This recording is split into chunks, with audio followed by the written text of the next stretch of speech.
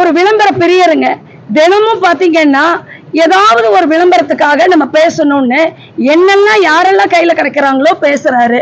இப்ப அவர் கையில எடுத்திருக்கிற ஆயுதம் பாத்தீங்கன்னா ஐயன் முருகனை, அதாவது கடவுள் பேர்ல தவறுகள் கண்டிப்பா செய்யக்கூடாது, கடவுளை நாம செய்யற ஒரு இதுக்கு உத்தியாவும் யூஸ் பண்ணக்கூடாது. ஒரு பெண்ணுடைய ஒரு பலாத்காரம் நடந்திருக்கு, ஒரு கற்பழிப்பு நடந்திருக்கு, கண்டிப்பா அது வன்மையாக கண்டிக்கக்கூடிய ஒரு விஷயம்தான். ஆனால் அரசு முறைப்படி கவனமாக அந்த பெண்ணிற்கு நியாயம் கிடைப்பதற்கு எல்லா பணிகளையும் மேற்கொண்டு வருகின்றது. இவர் அதுல அரசியல் பண்றாரு, சாட்டை அடிச்சுக்கிட்டேன்னு சொல்றாரு.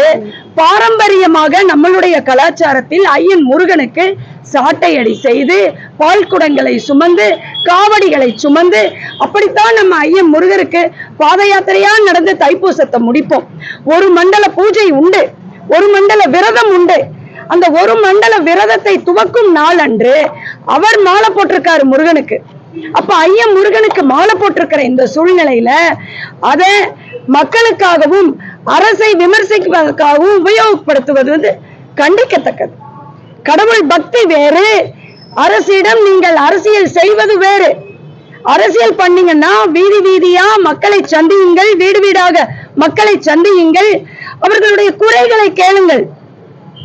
அப்போ நீங்க ஒருவேளை பதவிக்கு வரும்போது பாத்துக்கலாம், ஒருவேளை வந்தீங்கன்னா மக்களுக்கு என்ன செய்வீங்க அப்படிங்கிற வாக்குறுதிகளை கொடுத்து மக்களின் குறைகளை கேட்டு அப்படி நீங்க பணிபுரியறது அரசியல். அதை விட்டுட்டு அவங்க இதை பண்ணிட்டாங்க இவங்க இதை பண்ணிட்டாங்கன்னு அரசை விமர்சிக்கிறதுல லாபம் தேடுறதுல என்ன நியாயம் இருக்கு? இதுல படிப்ப கல்விய உங்க மத்திய அரசாங்கத்துல எவ்வளவு கீழ்த்தனமா கொண்டு போயிட்டு இருக்கணுமோ அப்படி பண்ணிட்டு இருக்கீங்க. கல்வி பயிலும் மாணவர்களுக்கு எந்த ஒரு பிரயோஜனம் இல்லாம போயிடுச்சு அரசியல நுழைச்சதுனால. தயவு கூர்ந்து கடவுள் பக்தியில நீங்க தயவு செய்து நுழைய வேண்டாம். கடவுள் பக்தி வேறு, அரசியல் வேறு.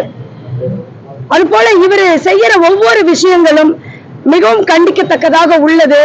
மக்களுக்காக பணிபுரியுங்கள் என்று அறிவுரை கூறிக்கொள்கிறோம்.